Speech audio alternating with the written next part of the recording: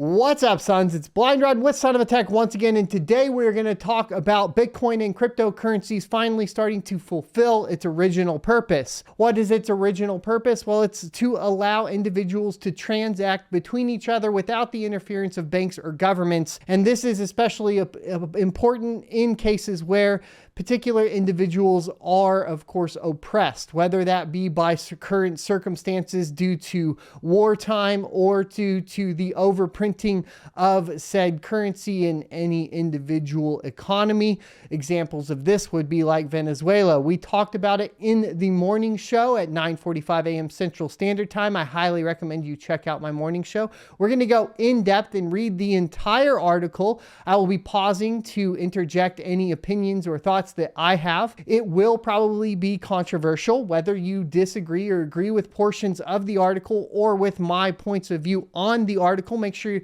you go down in the comment section below and discuss them respectfully.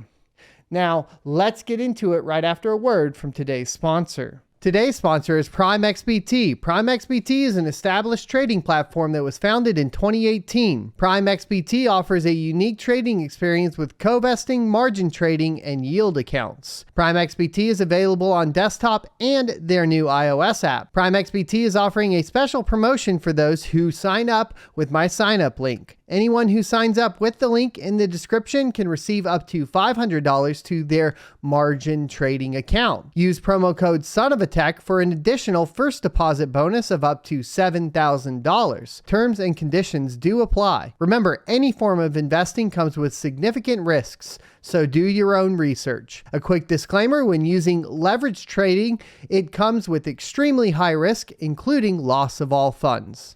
Welcome back. So this is posted on financialinclusion.tech domain. You can go check it out via the link in the description below. We're going to read the entire thing for you. Of course, not going into reading the specific sources that are linked. I highly recommend checking out the sources for this as well. This particular piece is incredibly important because the problem with cryptocurrency right now, as the West approaches it, is that it is considered some sort of asset to increase your financial position within society, meaning that it's, well, there to make money. However, a very important piece in the actual reason for cryptocurrency to be originally developed and utilized is to empower the individual to participate within various economies without the need of a government or a financial institution. This has proven to actually be completely useful in cases like the collapse of the economy in Venezuela back during the previous bull run cycle around 2017, and today, where we see, of course, the empowerment of the individuals within Ukraine being able to fund their war efforts during the Russian invasion. And this is going to set up some really interesting conversations surrounding cryptocurrency because, as you guys may or may not know, there were sanctions that began to be put in place on Russia, and they started to apply them to cryptocurrency services, including cryptocurrency mining pools. So there are definitely some areas where I am against the sanctioning of cryptocurrency, even as it pertains to countries that are bad actors. And the reason for that is because the goal of cryptocurrency is to empower the individual, not to power the government. Yes, the government may be able to utilize these cryptocurrencies to avoid sanctions and etc., but that doesn't mean that you take away the ability of the individual to participate within it. This is similar to a lot of other ideas surrounding basically libertarian ideals and so on. And if you agree with them, then let me know in the comment section below. If you disagree with me, let me know in the comment section below and why. Let's go ahead and hop right into this though. For me, Bitcoin is not just technology. It has literally saved the lives of my friends and many Ukrainians. Without it, we would not have been able to raise money so quickly to pay for protective equipment for soldiers in the early days of the Russian invasion. And this is coming from a person that I cannot pronounce the name of because, well, I was born in the South in the US and I have a lower education level than to be able to pronounce basically Ukrainian and Russian names. I apologize, Eastern European names. I tried. I couldn't actually get myself all the way to pronounce it all the way, especially with my tongue all messed up from jiu-jitsu right now. So here are some sources that are linked. I highly recommend going through and checking all of the sources out, all of these articles in particular.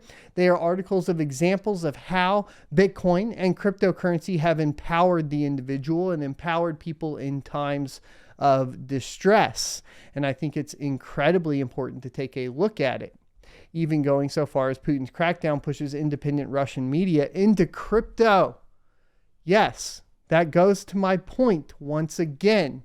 Sanctioning for cryptocurrency should not be something we participate in, because if we want to actually empower the individual, which I think at the very base of humanity, the individuals at their heart all want to do good and want everybody to be kind of have the same opportunity and ability to live their lives in the manner that they see fit. While governments seem to be where we get into a position where people are in power and they want to manipulate the way other people live. We can't just hop on board with traditional manners of handling conflict, especially as it pertains to financial wealth, etc., if we expect to progress in humanity or as humans, right? So join the conversation on Twitter. I highly recommend you guys go ahead and head on over there. I will be posting a link in that thread as well. And if you think that our political leaders should learn about Bitcoin's practical global value in order to craft good policy, please join the growing movement for financial freedom for all and sign this letter. Deadline is June 14th, 2022. So let's finish the video, see if we agree. If you agree with the premise of this page in particular, I highly encourage you to scroll back up in this article, check out the links in the description, and sign the letter. We do have letters in support of responsible crypto policy. They go to these particular people. You got Charles E. Schumer, Mitch McConnell, Nancy Pelosi, Kevin McCarthy, Debbie Stabenow, something like that. The Honorable Judge Boozman, Honorable Sherrod Brown, Patrick Toomey, Ron Wyden, Mark Crapo, Maxine Waters, and Patrick McHenry. There we go. I hopefully didn't botch too many of them. Dear U.S. Congressional Leadership Committee chairs and ranking members, we are 21 human rights advocates from 20 countries across the globe who have dedicated ourselves to the struggle for freedom and democracy. In this struggle, we have relied on Bitcoin and dollar instruments known as stablecoins, as have tens of millions of others living under authoritarian regimes or unstable economies. Bitcoin provides financial inclusion and empowerment because it is open and permissionless. Anyone on earth can use it. Bitcoin and stablecoins offer ungated access to the global economy for people in countries like Nigeria, Turkey, or Argentina, where local currencies are collapsing, broken, or cut off from the outside world. We write to urge an open-minded, empathetic approach toward monetary tools that are increasingly playing a role in the lives of people facing political repression and economic hardship. We are not industry financiers or professional lobbyists, but humanitarians and democracy advocates who have used Bitcoin to assist people at risk when other options have failed. You recently received a different letter from a group of critics claiming that cryptocurrency is unproven and a solution in search of problems. Our problems are real, and the proof is in the stories and work. We can personally attest, as do the enclosed reports from top global media outlets, that when currency catastrophes struck Cuba, Afghanistan, and Venezuela, Bitcoin gave our compatriots refuge. When crackdowns on civil liberties befell Nigeria, Belarus, and Hong Kong, Bitcoin helped keep the fight against authoritarianism afloat. After Russia invaded Ukraine, these technologies, which the critics allege are not built for purpose, played a role in sustaining democratic resistance, especially in the first few days when legacy financial systems faltered. Unlike most citizens on the planet, nearly all of the authors of the anti-crypto letter are from countries with stable currencies, free speech, and strong property rights. Dollar and euro users have most likely not experienced extreme currency devaluation or the cold grip of dictatorship, of which I would point out for the former, which is in relation to extreme currency devaluation, that it is on the horizon by all accounts, unless you are speaking directly to some mass media outlet that has strong influences and ties to banks and the federal government, or you're talking to the federal government. If you look at it objectively, right now we are experiencing a currency devaluation of the US dollar. And if it does get worse, they will specifically try to attack cryptocurrency to bring the value of the US dollar back up. Don't be fooled by the rhetoric. That is the point of this entire article, to show you this could be you. Even if you are in the United States and feel safe with the US dollar, or in Europe and feel safe with the pound or the euro, once it starts to snowball in the economy, it'll be too late for you to adopt these types of technologies. And it's important to keep these in mind in case we do end up in a position where they are needed. To most in the West, the horrors of monetary colonialism, misogynist financial policy, frozen bank accounts, exploitative remittance companies, and an inability to connect to the global economy might be distant ideas. To most of us and our communities, and to the majority of people worldwide, they are daily realities. If there were far better solutions already in use to overcome these challenges, we would know. We do not claim that Bitcoin and stablecoins solve every problem, or that they are entirely positive without risk, but in contrast to the claims made by the authors of the Anti-Crypto Letter, ample evidence suggests that Bitcoin has and will continue to empower Americans and global citizens in the coming decade. And that, alongside with stablecoins, this open and decentralized monetary network will help defy tyranny and strengthen democratic movements abroad. Most of us dream that our fellow citizens could have access to the dollar or euro systems, but they do not. Bitcoin might not be our plan A, but amidst failures of legacy financial systems, it is a valuable plan B as a bridge to the global economy and as a counter to the Chinese Communist Party's model of surveillance and control. Oof! Shots fired, and you know there will be a lot of pushback when people start basically calling a spade here. We've talked about it on the channel before, though. To claim that the practical value and future potential of cryptocurrencies does not exist denies the lived experience of millions of people like us and our colleagues who have depended on Bitcoin and stablecoins in times of crises and autocracy. We strongly recommend that the committees addressed herein research and explore the global value of these technologies, their empirically proven benefits for millions of people, and their potential. The crypto industry is undoubtedly rife with scams, but the solution is not to conflate genuinely useful fintech instruments with harmful crypto schemes. It's also important to note that we go back to all of these libertarian arguments where there are going to be scams. Things that are being used for evil will be used for evil regardless of the rules and the laws you put in place surrounding it.